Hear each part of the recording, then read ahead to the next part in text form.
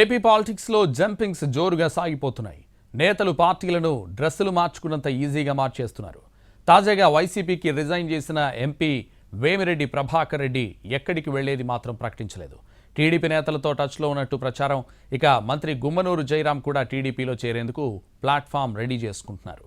మొదటి దశ టాక్స్ పూర్తి చేసిన జయరాం సీట్ కోసం ఎదురు చూస్తున్నారు.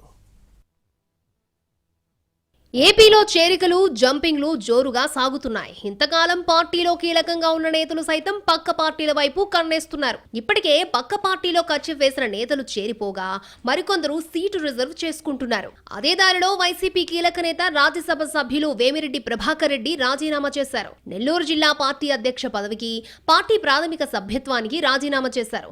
వ్యక్తిగత కారణాలతోనే రాజీనామా చేస్తున్నట్లుగా చెప్పారాయన. రాజీనామా లేఖను అధిష్టానానికి పంపారు వేమిరెడ్డి ప్రభాకర్ రెడ్డి. తన రాజీనామాను ఆమోదించాలని కోరారు.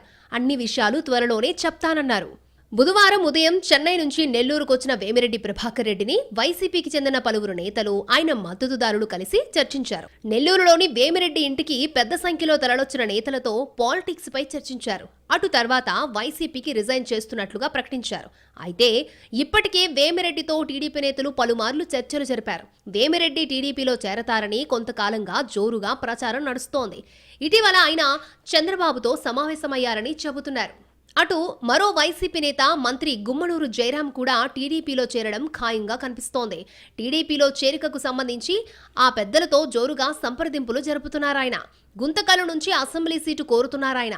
2 రోజుల్లో గుమ్మనూరు జయరాం టీడీపీలో చేరతారని ప్రచారం ఊపందుకుంది. అయితే పార్టీ మార్పుపై గుమ్మనూరు జయరాం గుంభనంగా ఉన్నారు.